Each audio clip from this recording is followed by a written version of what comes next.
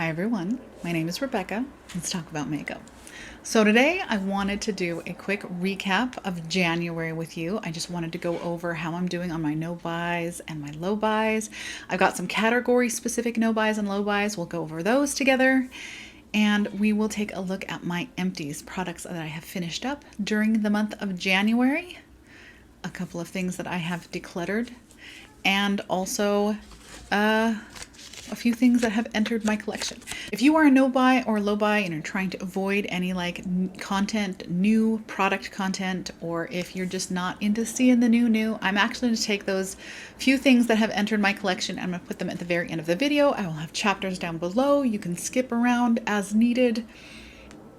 But just in case that kind of content is triggering to you in any way, I'm just going to put that at the very end and you can absolutely tap out when you need to. First, let's go over my no buys and my low buys. We'll talk about my no buys first. So these are all category specific.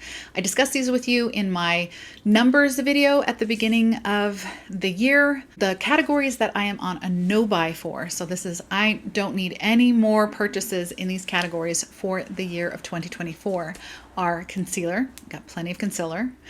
I have to admit, I had a little wobble on this when Natasha Denona had her 25% off sale. Because the first thought that popped into my head is like, oh, I can try that high glam concealer that everybody is raving about, has been raving about for months.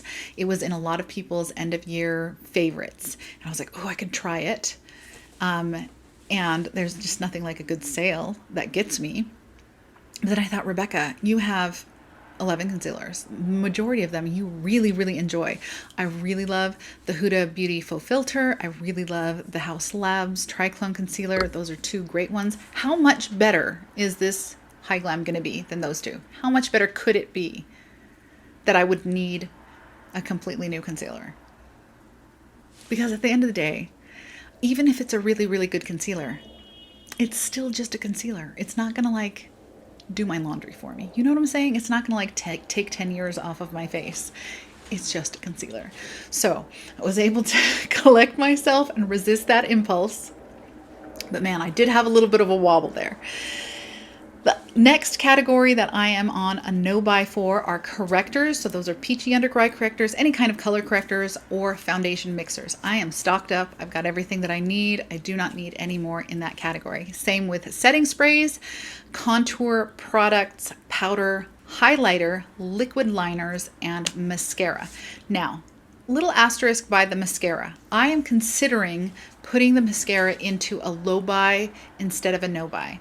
I don't wear a ton of mascara. I tend to wear little DIY cluster lash extension situation. The Lashify type thing you glue underneath your natural lashes. I will wear these for about 4 or 5 days. Then I'll take them off, give my eyelashes a rest for a day or two, and then put another set on. And that is primarily what I wear. So I don't wear a lot of mascara. I have 2 mascaras, but it does occur to me, I wear mascara sometimes. I probably wear mascara a couple of times a month. And I realize that the 2 mascaras I have are probably not something I'm going to want to be wearing in October, November of this year. So those will probably need to leave my collection before then. So what I might do is put mascara into the low buy territory and then purchase a little mini size that I can use just occasionally for the rest of the year. However, I don't need to do that yet. So I think while I'm thinking about that, I'm going to cross that bridge when I get there. So when I do need to when I do need to get rid of the 2 tubes of mascara that I am working on right now, I will make the decision then and I'll let you know when that happens. So those are my no buy categories. In my low buy categories are, so the way I'm structuring my low buy is it's basically a replacement low buy. In order to buy something new in these categories, I have to finish up something that I have. Now, I want to make it clear, all of these categories, I don't need anything more in these categories. These absolutely could be part of my no buy. But a lot of these categories are just super fun for me. And so I just don't want to do a no buy. And I don't have a lot of faith in my ability to like really commit wholeheartedly to a no buy through 2024 for these categories, because I do have so much fun trying new things in these categories. I think it's important to know yourself. I think it's important to know yourself, know your limitations when you're making commitments like this. So my low buy categories, I am permitting myself to buy more in that category if I first finish something that I already have. So those categories are foundation. Listen, I have plenty of foundation, but that is just a really fun category for me. So I've had my eye on the NARS Light Reflecting Foundation for a while. I will continue to think about that. If I complete a foundation, I will either pick that one up, or I don't know, there might be a new exciting foundation launch at some point during 2024 and I might pick that up. Next is my primers. I don't need new primers, but the reason why this is, and it's not a super fun category for me necessarily, but the reason why this is in the low buy is because this is my summertime primer. This is the Danessa Myricks Yummy Skin Blurring Balm Powder in the shade Universal, and I use this during the summer to keep my T-zone matte. It does a really, really good job. I don't tend to use it during the winter because it's a little more heavy duty than I really need during the winter, because my skin does get a little bit drier during the winter. So this is my holy grail, and I have that much left. This absolutely will be gone this year, and when it is gone, I will buy another one. That's just, I can't live without it. That's just how it's got to be. So I have put the primer category into a low buy. I also have on a low buy for bronzers. Don't need any more bronzers. I just like buying bronzers.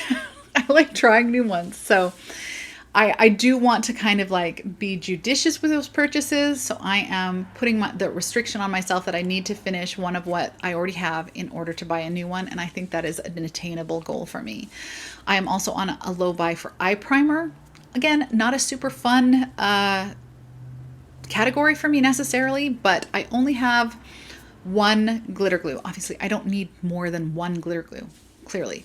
But it is something that I will want to replace if it leaves my collection during 2024. So that's why eye primer is in the low buy area. I am also on a low buy for lip gloss. And that is because my favorite lip gloss of all time is Buxom Brandy. I have like a tube and a half of it right now. I will 100% go through that tube and a half during 2024, and I will 100% buy a new one as soon as I'm done, because that is another product I just refuse to live without. So lip gloss is on a low buy. Now, blush. I can't remember if during my numbers video, if I said I was going on a no buy or a low buy for the blush. I don't know. I think maybe I put myself on a tentative no buy. Like, I'm going to put myself on a no buy, but not be too hard on myself if I break that no buy. I'm going to go ahead and just put blush into the low buy category. I am working on some blushes this year. I think I can hold off on any more blush acquisitions until I have finished one of the ones that I'm working on. I have a couple in projects right now. So I think I'm very tempted by blush, very tempted. Okay. But I think I can hold off until I have one of those finished, in which case I can purchase a new one. So the blush is going into the low buy area. Those are my low buys and no buys. So how did I do in the month of January? In the month of January, I did great. I had a little wobble with the concealer, but I did not actually break that no buy. And for the rest of the categories, I did well. I managed to not buy anything I wasn't supposed to buy. So let's look at my empties. I want to show you all the products that I used up. Now I'm going to have a few more empties than I normally do within a month. And that's because I think it was in December when I first came to the realization that I have the tendency to use products until I realize that I'm running out, and then unconsciously I will stop using them or use them less because of some kind of saver mentality. I don't know what I'm saving it for. I'm saving it to throw it away eventually, probably. So I realized that in December, and I started consciously working on it and like going through my collection, trying to find all of those products that were on the verge of being used up, and I had just stopped using them. And then I started focusing on using those up. So I have several things that I have used up more than I normally would have in a single month's time. But let's go ahead and look at those. Okay, a few of these products are going to be spoilers for my Turn and Burn, which I have not updated yet. So I'm going to just set those aside, and I will put them at the end of the empties and let you know in case you want to skip that part. But let's start with, I have a few makeup products here. I have one hair care item, and I have several skincare items. So let's start with the makeup first.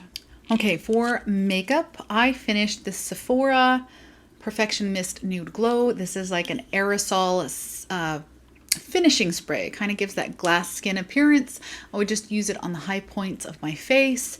I was a lot more into like the glass skin look in the past. I don't think that they even sell this anymore, but I was able to completely finish it up. Next, I have the LA Girl Pro Color Foundation Mixing Pigment in Blue. I have completely used this up.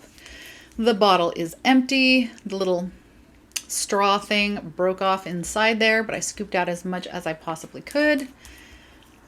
She is done. I think that is probably my third bottle of that blue mixer. I mix my foundation every day of my life in order to get my undertone correct, and I have already moved on to a replacement of that. I also have this little eye pencil. This is the She Glam eyebrow pencil. Their skinny brown pencil. I think it's in soft black. I, like ages ago, ordered off of Shein, as we all did. And this disappeared for a while and wasn't in my last couple of inventories, but it randomly appeared after the move. Probably was in a box it wasn't supposed to be. It's a good pencil. I enjoyed it. It was a perfectly fine pencil.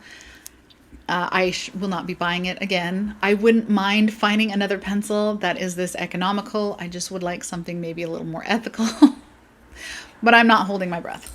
I have tried the AOA Studio eyebrow pencil. I don't know if I got a dud or what, but I just couldn't get any pigment off of that thing at all.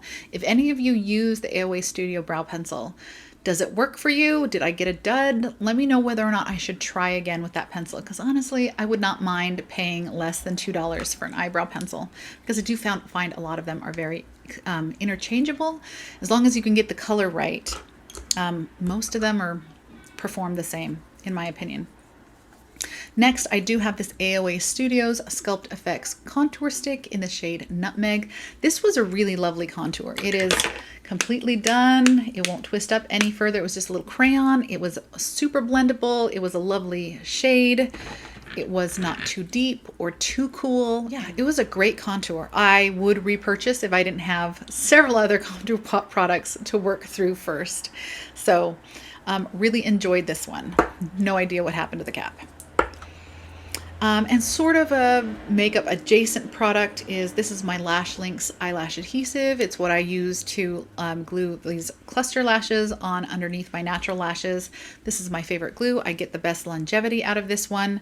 I get it off of Amazon. It costs about 15 bucks, and I usually go through one of these every 3 to 4 months. So it's not a monthly purchase by any means. So yeah, really like this glue. Those are my makeup products. Now I have some skincare. Here is an interesting one. This is the Laneige Cream Skin Mist. I picked this up at TJ Maxx for, I want to say $12 or so. And it was just on a whim. My skin was having a little bit of a freak out at the beginning of winter. I am living in a new climate that I am not accustomed to. It's much drier than where I used to live, and then winter set in and my skin just had a full-on meltdown. So I was looking for some hydrating products to kind of just add extra hydration to my routine. And I picked this up and I ended up freaking loving it. I love this thing. One of my favorite things to do would be to get out of the shower. And, you know, before all of the water evaporates off your skin, there leads to a lot of water loss, is I would just spray this on, and it will kind of just keep a lot of that moisture in.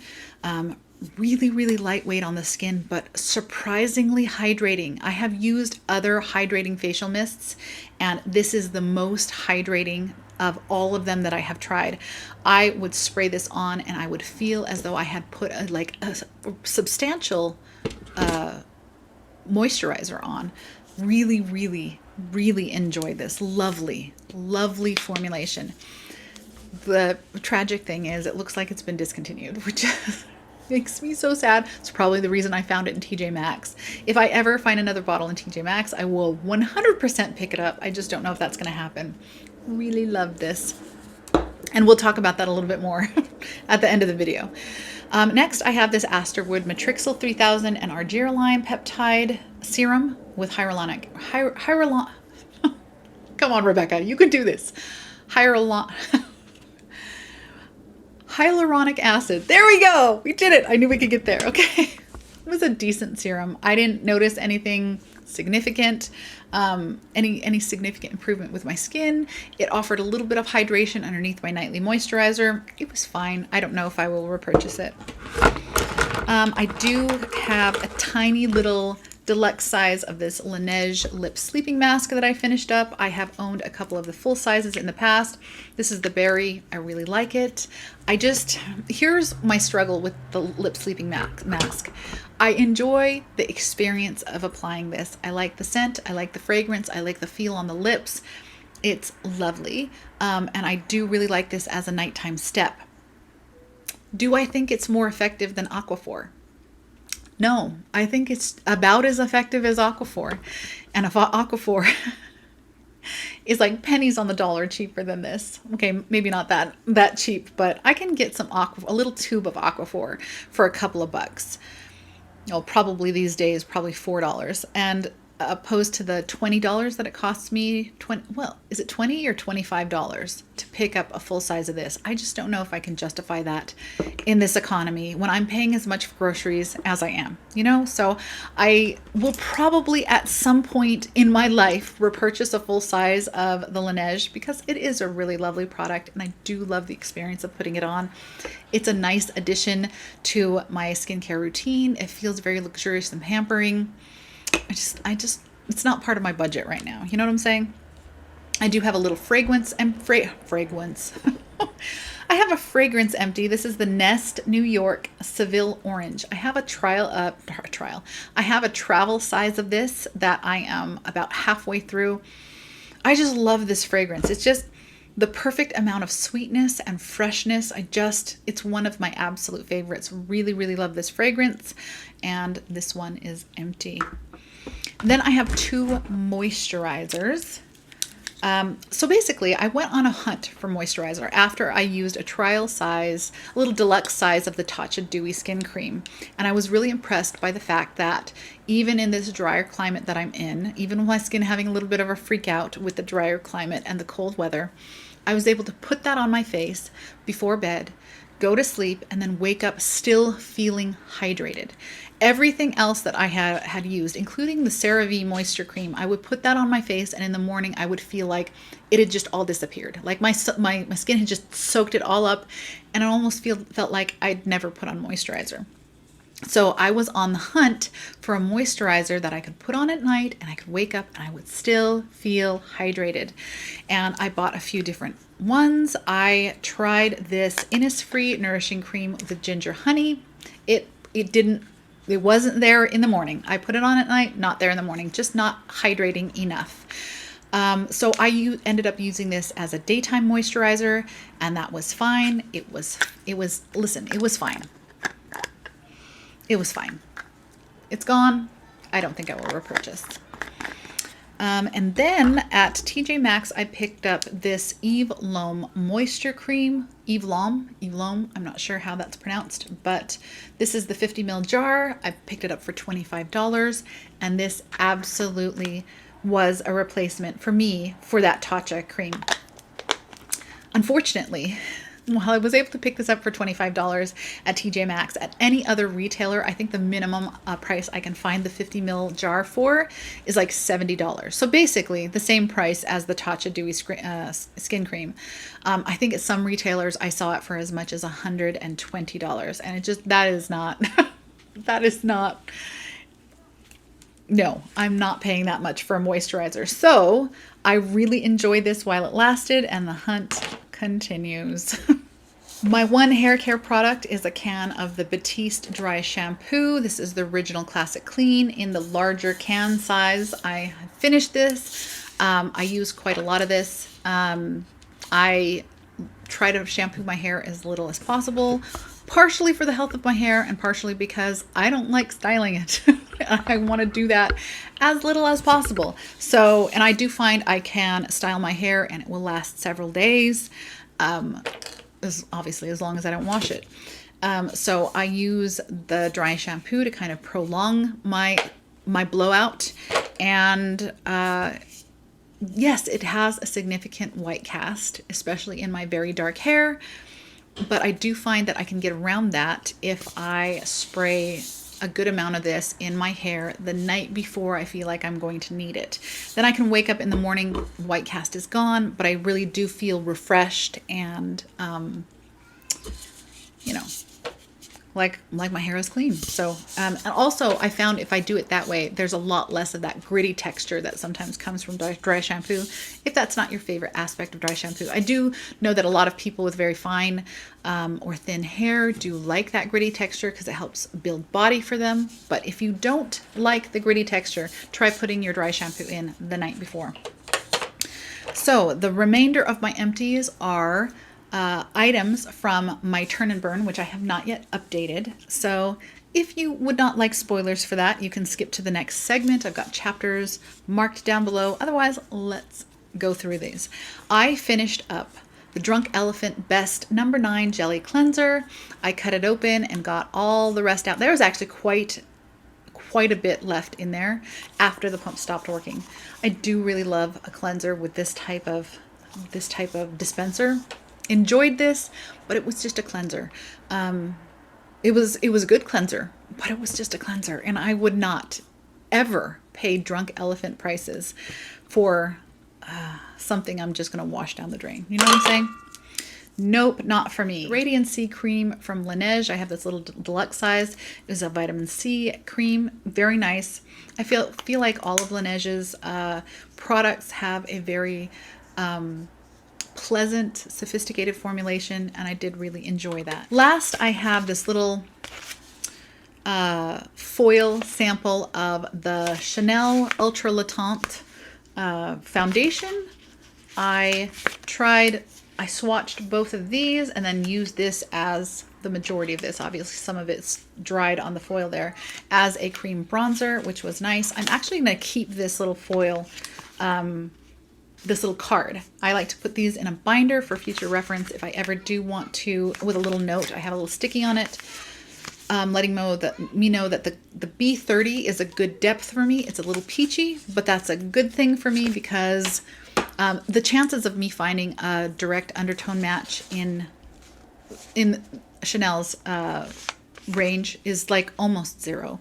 That just doesn't happen for me. But it's much easier for me to mix blue into a peachy tone and get the right undertone than something that's more yellow. So I'm going to keep this, stick this in my binder, and in the future, if I do want to purchase this, I know what color to go for. Those are my empties for the month of January. Did I forget anything? Oh, what? One more thing. Okay. I had in Turn and Burn, I had this little tiny sample of the Farsali Unicorn Essence. I finished this. It was a little bit dehydrated, and honestly, it just felt like a silicone primer. That's what it felt like to me. And that's not my favorite kind of primer. Would not purchase a full size. I think this came in a little set. It was fine. I'm not going to buy one. I don't even know if does Farsali sell these anymore? I know that they took a break from production for a while, but I do believe that they are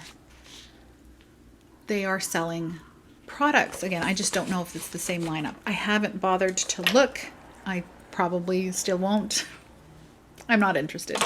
All right, but we're done with it. Those are the empties for January. I have 3 declutters for this month. It was a little eye-opening going through my inventory on screen and just really discussing each product and kind of trying to, I don't want to say justify the existence of it in my collection, but I really was trying to, yeah, I guess I was.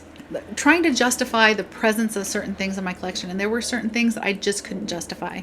One of them being the Ulla Henriksen Banana Bright Sun-Kissed Face Primer. This has a self-tanner in it. I purchased it in an attempt to even out the tonal difference between my neck and my face. It was a disaster. It just turns my neck orange. I don't know why I thought that would work. Anyway, this is not something I'm going to be using again. I have hung on to it just because I used it like twice, and there's so much product left in here. It just feels, I don't know, it feels sad to toss this much product. I don't have anybody in my life that I think would want this, so it's going to go in the bin. But honestly, there's no point in me hanging on to it, so it has got to go. I have two eyeshadow palettes that I am decluttering. One is the BH Cosmetics Looking Like a Snack. I had a few of these others, there was a series of these palettes. I had a few others that I decluttered early in 2023, but I hung on to this just because the color story. I was enchanted by the combination of these three colors in particular. I liked the look of this color story, but apparently not enough to actually take the plastic off and try it. So if I haven't tried it by now, I'm probably not going to, and it needs to go to somebody who is actually going to appreciate it more than I have. So that one is leaving my collection. Another one that I put in the declutter bin in January was the Teddy Boy palette by Butter London. I got this in a BoxyCharm. I hung on to it for a long time, even though the color story overall is a little bit more gray and kind of gray blue than really suits me. But I hung on to it for a long time because for quite a while there, I couldn't find any cool toned neutral palettes.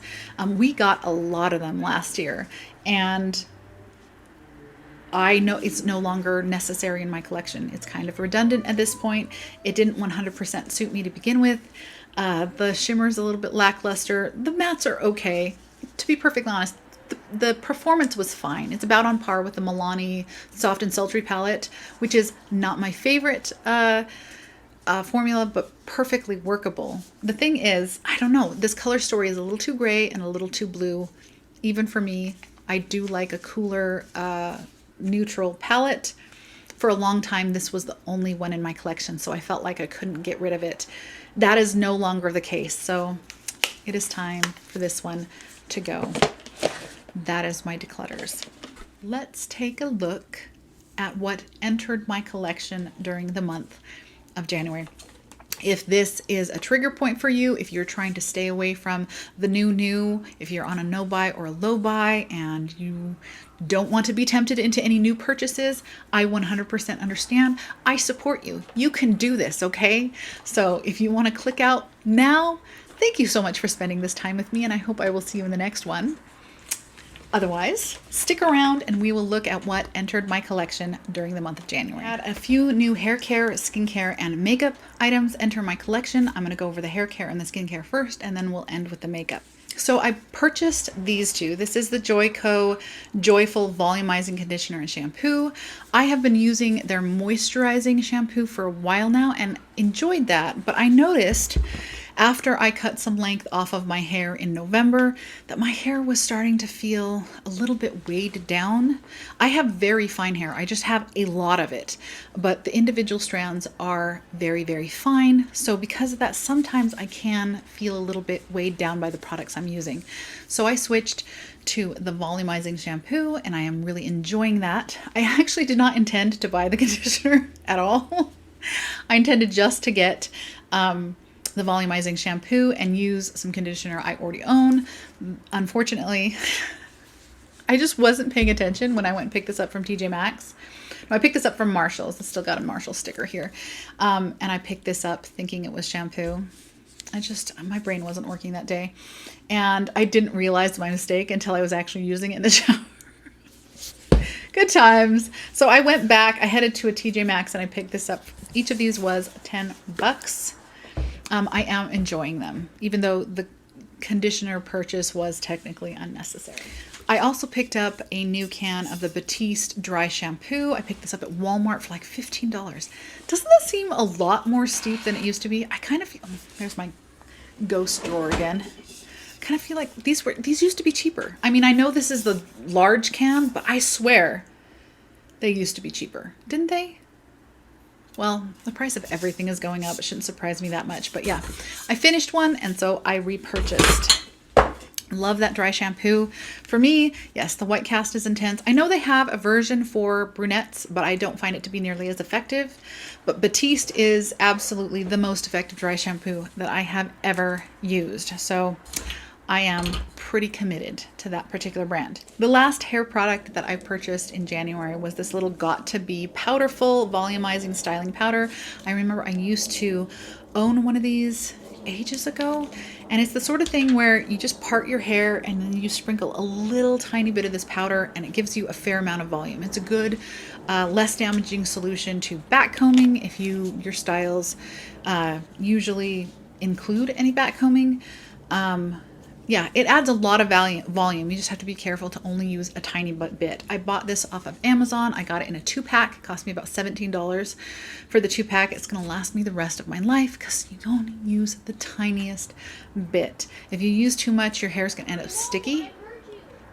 So yeah, be careful with this. But yeah, I picked that up. That is the last hair care product that I picked up in January.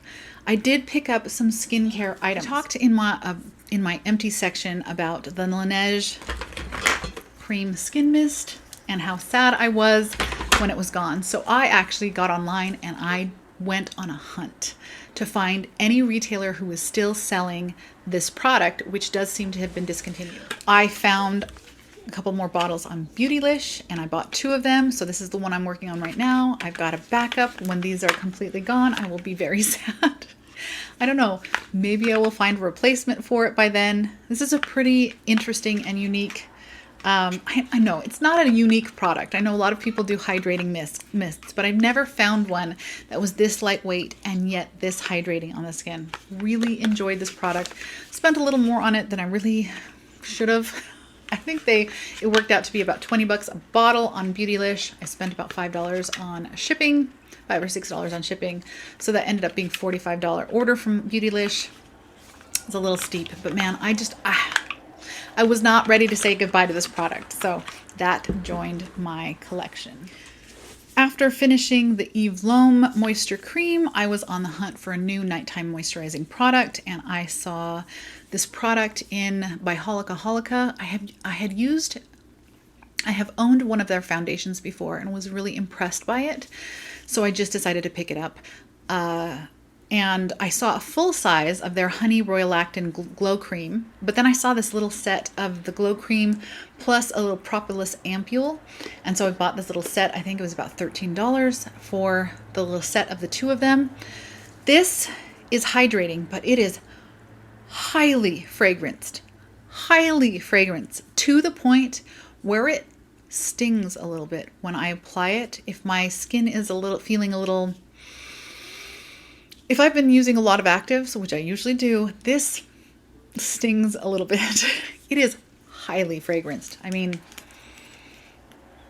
it feels like it smells like you're putting straight perfume on your face. So if you are sensitive to fragrance, stay away from this. This, on the other hand, it has a much more subtle fragrance. There definitely is some fragrance in it, much more subtle, but it's very hydrating. I've been really happy with it. I wouldn't mind picking up a full size of this once this is gone. So this joined my skincare collection in January. Last skincare item I purchased in January is this little Cosrx. These are pimple patches. They were about $4 at TJ Maxx. Very useful to have. I don't break out often, but when I do, it is really nice to have some of these around. Really like those. Those are the skincare items. Okay, it was getting a little dark outside. I'm sitting in front of a window right now, but it is getting a little dark. It is almost 4:30. So I turned the lights up a little bit. I have 3 makeup items that joined my collection in January, and 2 of them are from Pat McGrath. I picked both of these up at TJ Maxx. Listen, if I see Pat McGrath and TJ Maxx, I cannot say no. Well, that's not true. I have said no before, but I really struggle to say no to Pat McGrath at TJ Maxx prices because I really do love Pat McGrath. I really, really enjoy her products. What I really don't enjoy is her price point. Her price point is wild to me, wild. So And there is no reason to pay Pat McGrath full prices. She runs 30% off sales multiple times a year. But if I can get it in TJ Maxx, generally that speaking, that's like 50, 60, 70% off. That's a way better deal. So first I picked up this Star Wars Quint from Pat McGrath. I am wearing the orange shade on my lids today. When I first picked this up, I was kind of telling myself, Rebecca, you know, you're just picking this up as Star Wars merch. That's all this is. I am a big nerd. I love Star Wars, And look at this. Look at that's Darth Vader. And then look at these. They're so pretty. When I bought these, I eyed these two shades and I was like, Rebecca, you don't wear blue. You're not going to wear that. You don't wear really, really warm orangey colors either. I am wearing this orangey color on my lids right now and I am loving it. But my most used shade, this really surprised me. This Quint really surprised me. My most used shade in this palette so far, and I have used it several times, is this blue shade, the one that I thought I would not use. It just turns out to be this really lovely, deep, black-based smoky shade on the eye that adds, I don't know, just something special to a variety of eye looks. I have really enjoyed this whole thing, but especially this shade, the one I thought I wouldn't use. That one has really surprised me. I have very much enjoyed this. I think I picked this up for $17.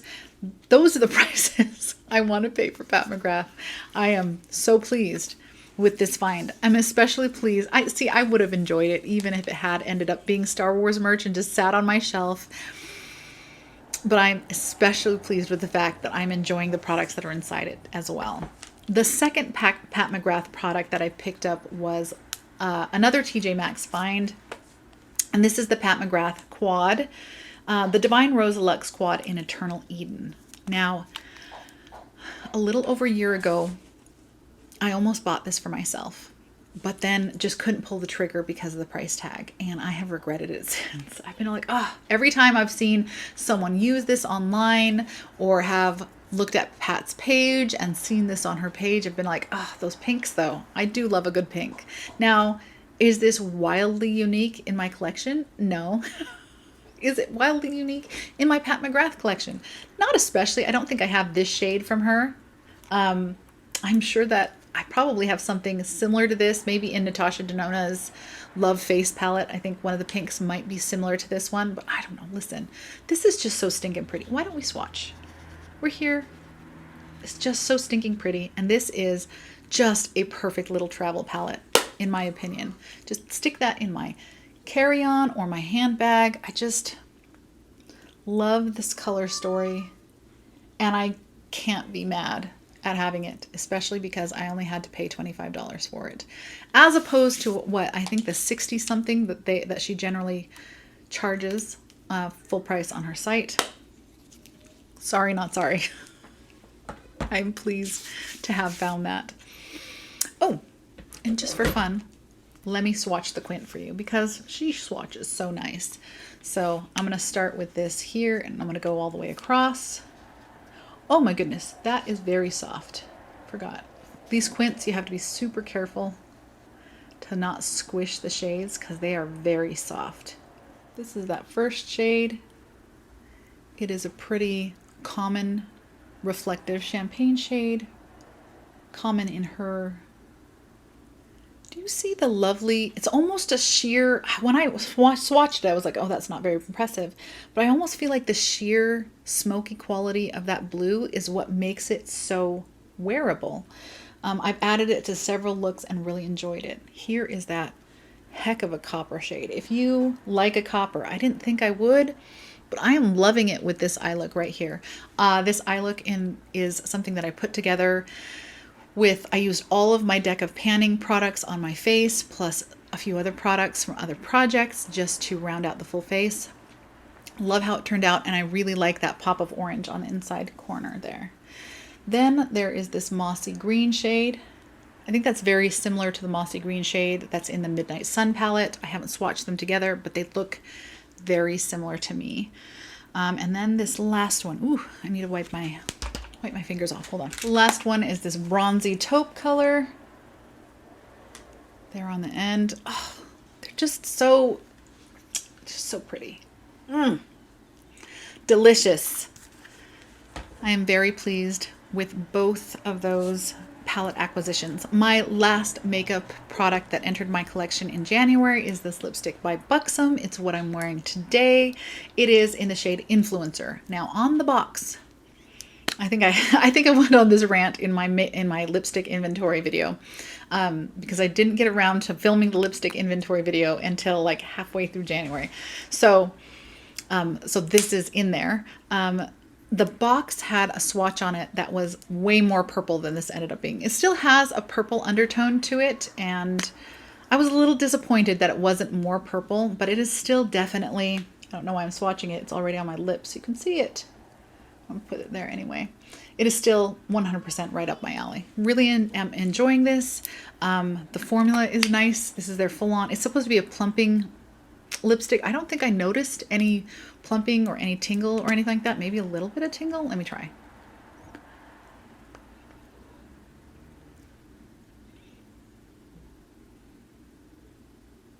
No, I didn't notice any tingle in it at all. So if that's something that bothers you about other Buxom products, you don't have to worry about that with this lipstick. Despite its full force plumping name, it is not full force. But it is a very nice, comfortable lipstick, and I do enjoy this color, even if it's not purple. And that is it. So that's my recap for January. We went over my no buy, low buy status. I did good. How did you do? How did you do? Are you on a no buy, low buy? How did January go for you? Did you?